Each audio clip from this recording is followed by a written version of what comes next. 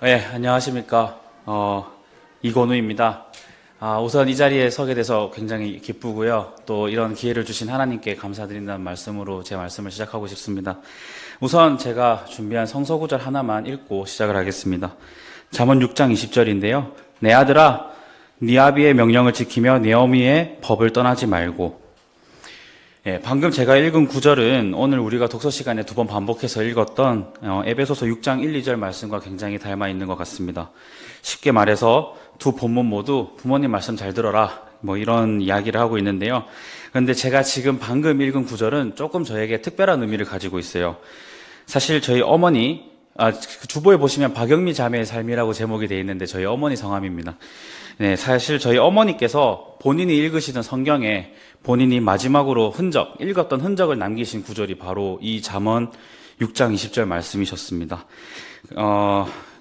그렇게 이제 어머니 이야기가 나왔으니까 이제 저희 어머니 박영미 자매의 삶을 잠깐 좀 말씀을 드릴게요. 제가 같이 저한테 밥을 많이 해주셨던 어머니인데, 네. 우선, 저희 어머니 박영미 자매님께서는 부산에서 60년 5월 6일 이녀 3남 중 막내로 태어나셨습니다. 살아 계셨으면 내일이 저희 어머니 59번째 생일이실 거겠네요. 여튼 어머니께서는 고등학교 절친의 이 소개로 서울에 있는 1살 터울의 남자분과 남고생이죠. 펜팔로 이제 데이트를 시작을 하셨는데, 네, 그게 10년이 갔고, 그래서 85년 10월 20일 날 결혼을 하십니다. 그 남자랑. 그리고 4년 뒤인 89년에 여러분이 보고 계신 제가 나타납니다. 네. 그리고 하여튼 결혼 후에 어머니께서는 한국이라는 사회가 가족 구성원에게 이렇게 한 가족 구성원으로서 여성에게 되게 많은 의무를 지우는데 그런 여러 의무들을 굉장히 성실히 잘 수행을 하시면서 삶을 보내셨습니다. 일단 남편이 오랜 시간 동안 집을 비우고 근무를 하셨고요. 그리고 당연히 애를 볼 사람이 엄마밖에 없죠, 그러면. 그래서 독박 육아를 하셨고요. 저 어릴 때 엄마랑 있었던 기억밖에 없어요, 저는. 아버지는 거의 기억이 없어요.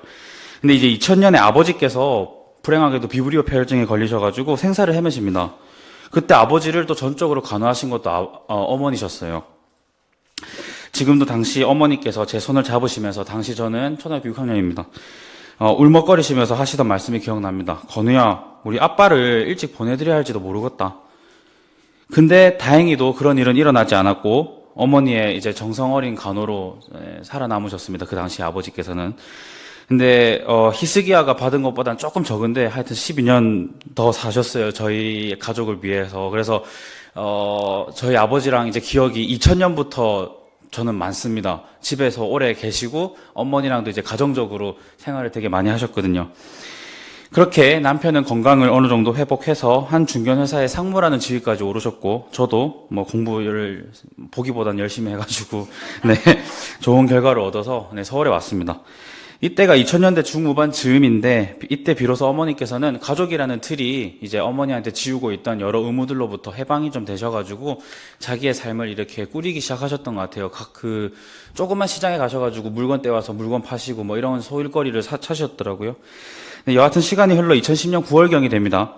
이때 저는 해군에서 군종병으로 근무를 하고 있었는데 하루는 아버지한테 전화가 왔어요. 몇 달 전만 해도 담석 제거 수술 받으실 때 어머니가 아무런 몸에 이상이 없으셨는데 갑자기 뇌종양 진단을 받으셨다는 소식이었어요. 그리고 이제 제가 2011년 3월에 전역할 즈음에 어머니는 거동이 조금씩 불편해지고 계셨고 학기 중에 간혹 찾아뵐 때마다 어머니가 악화되는 게 눈에 보일 정도로 굉장히 그 진행 속도는 빨랐습니다. 그리고 이제 처음에 제가 읽어드렸던 구절에 이제 표시를 해두셨던 것도 이제 이렇게 몸이 굳어가실 즈음에 하셨던 표시였어요. 그리고 이제 몸이 다 굳으셔가지고 말도 못하시고 하실 때 이제 성경도 못 읽으시고 아무것도 못하신 거죠. 그렇게 한 학기를 저는 잘 보내고 기말고사를 무사히 마치고 돌아왔는데 일주일 뒤에 딱 2011년 6월 23일 밤 11시 반경에 저희 곁을 떠나십니다. 지옥 같은 고통을 마치시고요. 임종의 순간 아버지는 다음과 같은 편지를 준비하셔서 읽으셨습니다. 당신의 헌신적인 간병 덕분에 나는 이렇게 병마를 이겨냈고 건우도 잘 커서 이제야 당신에게 진정 작은 행복을 주려는데 이렇게 나에게서 멀리 떠나는 당신, 한편 야속하고 또한 한편으로 당신을 잡으려 노력했던 지난 10개월의 시간 동안 나의 무기력함에 짜증이 나고 두통과 경련으로 아파서 고통받는 당신에게 짜증냈던 것, 식사 못한다고 큰소리 냈던 것들 모두가 큰 돌판매가 되어서 나에게 돌아옵니다. 여보, 건우 엄마, 미안해요. 정말 미안했어요. 그곳에 가거든 항상 밝은 모습으로 아파하지 말고 행복하게 지내며 잠시만 기다려주세요. 35년 전 당신이 배웅해줬던 플랫폼으로 내가 찾아가서 기쁘게 맞이해주는 당신을 꼭 안아줄게요. 당신의 따뜻한 온기는 언제까지나 나와 건우 마음속에 있답니다. 정말 사랑했어요. 그리고 지난 시간 동안 당신과 함께여서 너무 행복했어요. 당신의 부족한 반쪽인 충은이가. 잠시만 기다려달라던 약속을 지키시고 싶었는지 9개월 뒤에 아버지는 어머니를 따라가셨습니다. 짧은 기간 동안 이렇게 1년의 이별을 겪었던 저로서는 죽음의 의미에 천착을 하기 시작했고, 기독교의 신을 원망을 했고, 교회를 나가지 않았고, 방황을 하기 시작을 했습니다. 그렇게 몇 년간 방황을 하다가 찾아와서 정착을 한 곳이 바로 이곳 세길교회입니다. 2014년에요. 그런데 이제 이번 사순절 기간에 나눠주셨던 그 책자랑, 그다음에 또 이번 이 자리에 서달라는 부탁 이후에 받아보았던 성서 구절들을 묵상을 하면서, 저는 새삼스레 기독교가 죽음의 의미보다는 삶의 의미에 더 많이 고민을 하는 종교가 아닐까라는 생각을 하게 되었습니다. 마가복음 속 예수님도 왜 자기를 버리느냐고 하나님 아버지한테 소리 지르시고 돌아가셨지만 그래도 이겨내셨잖아요. 부활을 하셨고, 그렇게 죽음을 이기는 삶에 대한 이야기를 하는 종교라고 생각을 하게 되었습니다.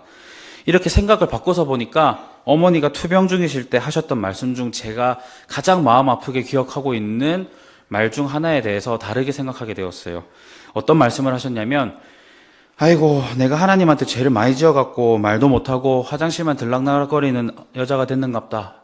이런 말씀을 하시더라고요.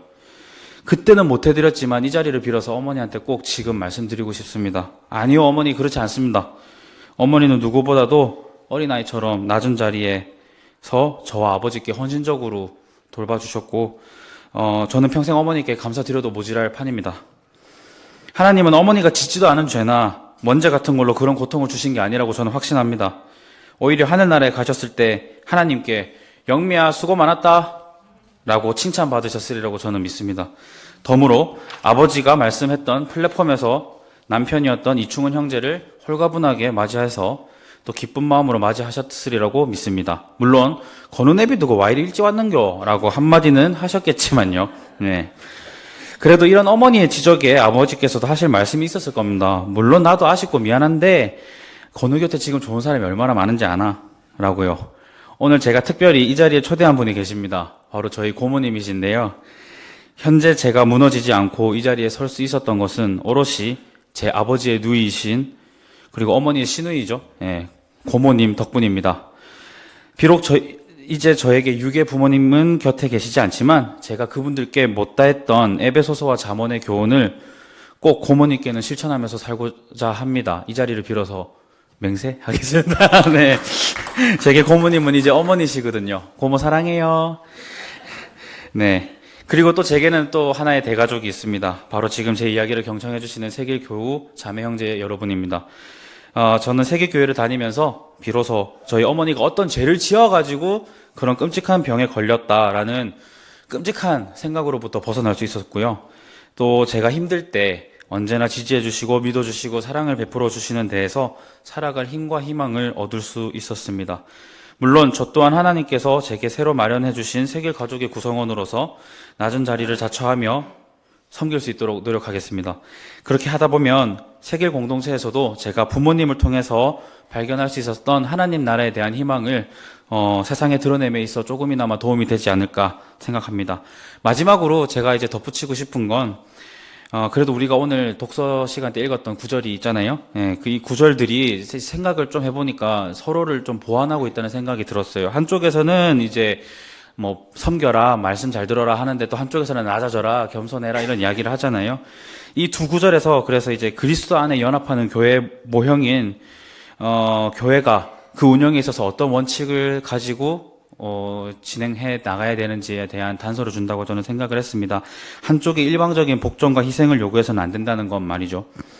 물론 저는 이런 의미에서 우리 사회가 제 어머니께 일방적인 희생과 의무를 강요했던 것은 부당하고 당연히 교회에서도 이런 모습을 답습해서는 안 된다는 생각도 하게 되었습니다. 그리고 에베소서는 기본적으로 예수 그리스도의 십자가와 부활을 통한 속량하심으로 탄생한 교회의 하나됨을 굉장히 강조하고 있습니다. 내내 그런 이야기만 하고 있더라고요.